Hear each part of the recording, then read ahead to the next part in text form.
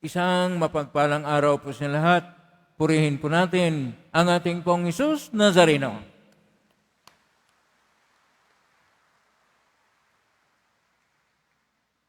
Ang atin pong mga pagbasa ngayon ay tungkol sa salita ng Diyos. Sa ating unang pagbasa, ang salita ng Diyos ay pinapahayag sa pamagitan ni Propeta Jeremias at nagsasabi sa bayan ng Israel na sila ay manumbalik sa Diyos o magbabago. Ang salita ng Diyos ayon pa sa mga Hebreo, salita ng ating Panginoon ay Dabar Elohim.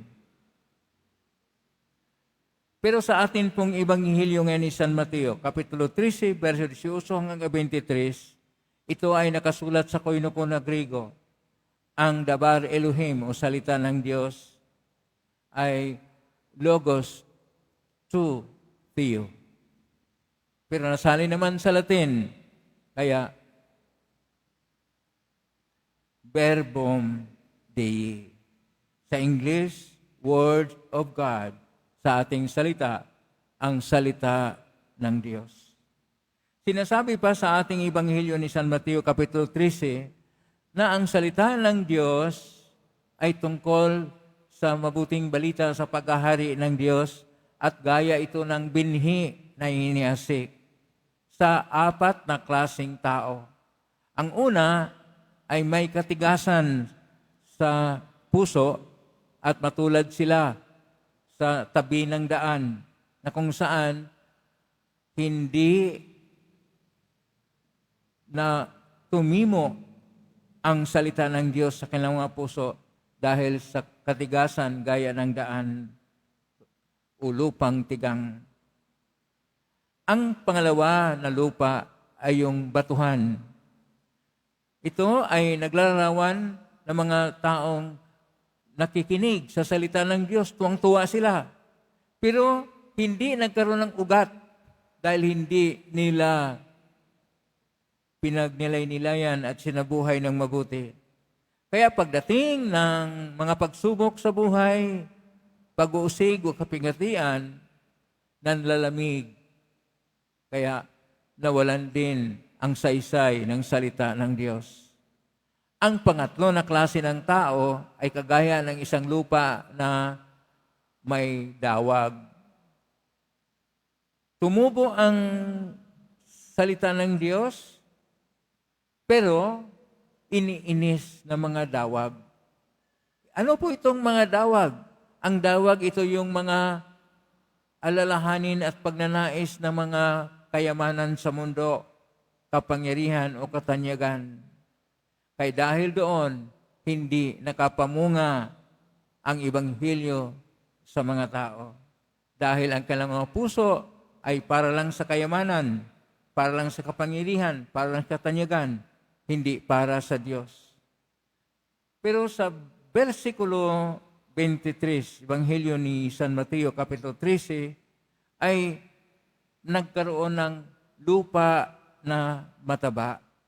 Ito yung tao na kung saan nakikinig sa salita ng Diyos at pinagnilayan, isinasabuhay ang salita ng Diyos. Ibig sabihin ay tumitimo sa puso, kaya nakapamunga. Pero may tatlong klaseng pamumunga.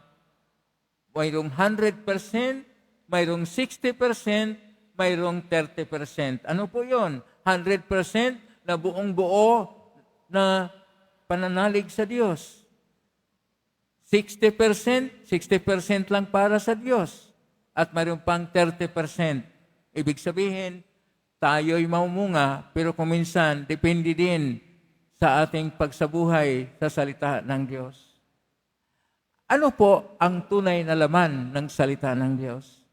Ang tunay na laman ng salita ng Diyos ay una sa lahat, ang ating Diyos na siyang maging sentro ng buhay, na siya yung maghahari sa ating mga puso, sa ating mga tahanan, sa ating mga trabaho sa ating pamayanan. At Diyos na ang siyang maging sentro ng lahat dahil nagmamahal ang Diyos sa atin. Kaya ito yung tinatawag na salita ng Diyos na kung saan siyang nagbibigay buhay sa ating pananalig. Ang salita ng Diyos ay siyang salita na gabay sa buhay natin. Anuman ang ating kalakaran sa buhay, anuman ang ating trabaho, anuman ang gusto natin sa buhay, kapag ka ang Ebanghelyo o salita ng Diyos ang siyang gabay, tayo ay nasa matuwid na daan.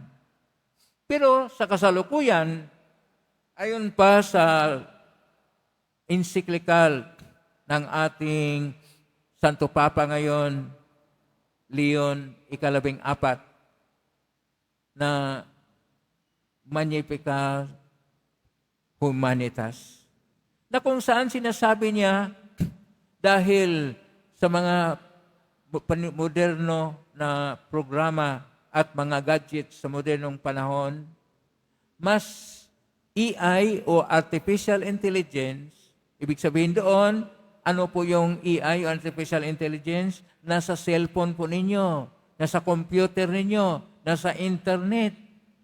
Kung minsan, buong araw ka nakahawak sa cellphone mo, nakatutok ang mata mo sa cellphone, pero mayroong rosaryo, hindi man lang nahawakan, hindi man lang nagdasal, napalayo na sa Panginoong Diyos. Ito yung sinasabi na parang nasa tigang na lupa na. Ang salita ng Diyos ay wala na, hindi na tumimo sa puso dahil ang dinidiyos ay ang pera, ang kayamanan, ang mga apps o kaya kung anong napalabas doon sa cellphone. Kaya napalayo na ang puso sa Diyos. Pero ang kinakailangan natin ay tulad ng sinabi ni Propeta Jeremias, babalik sa Diyos. Sa salita ng ating Panginoon, ang babalik sa Diyos ay tsuba.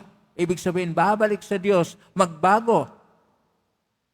Kailangan na Diyos muli ang siyang ating gabay. Kailangan ang Diyos ay siyang magiging tunay na tunguhin sa buhay. Siya ang magiging dahilan sa ating pagkabuhay at siya ang saysay at kabuluhan ng buhay. Kapag ka ang Diyos ay sentro sa buhay, magkaroon po tayo ng tunay na yaman sa ating mga puso. Magkaroon po tayo ng tunay na liwanag sa katotohanan. Magkaroon po tayo ng kaligtasan sapagkat Diyos ang siyang sentro ng ating buhay.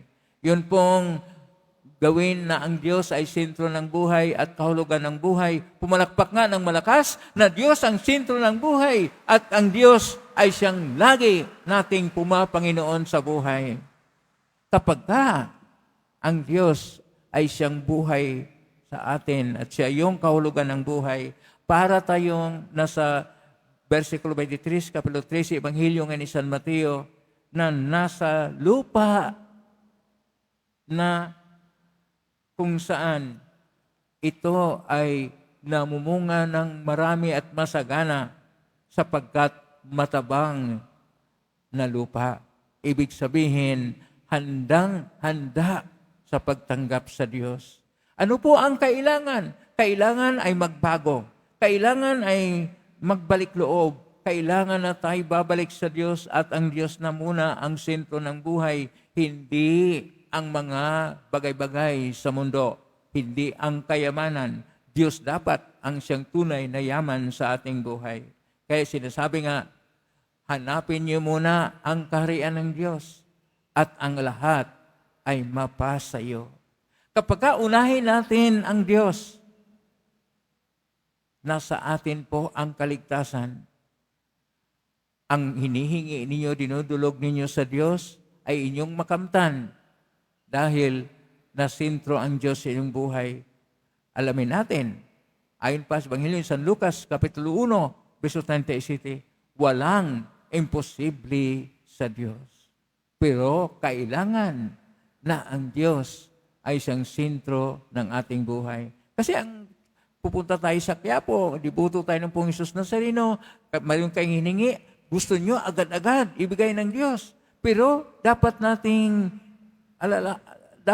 malaman na bago pa man kayo dumudulog, bago kayo humingi sa ating Panginoong Diyos, alam na ng Diyos ano ang nararapat sa iyo. At higit pa ang ibigay ng Diyos kapag ka nananalig ka sa Kanya at tunay na umiibig ka sa Kanya, na kung saan damang-dama mo ang presensya ng Diyos kapag ka ikay pupunta dito sa Quiapo Church, kapag ka ikay nagsimba, kapag ka doon sa bahay ninyo kayo nanalangin, dibdib at taos puso, dibdiban na panalangin at taimtim na panalangin yung ginagawa, ang biyaya ng Diyos ay darating din sa inyo.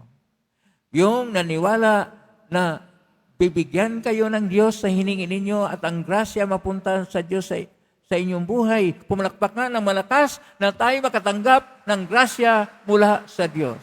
Alamin natin, kapag ka ang Diyos ay siyang sentro ng lahat sa buhay natin, ang tunay na kaligtasan, ang buhay na ganap at kasi siya ay sumasa atin. Kung kayo'y may problema, kung kayo'y may pinagdaanan at mga pagsubok sa buhay, huwag kayong mag-alala. Sagot kayo ng Poong Hesus Nazareno. Pakisabi sa katabi mo, sagot ka ng Poong Hesus Nazareno. Sagot tayo ng Poong Hesus Nazareno dahil mahal na mahal tayo ng Poong Hesus Nazareno. Amen? Purihin natin ang Diyos.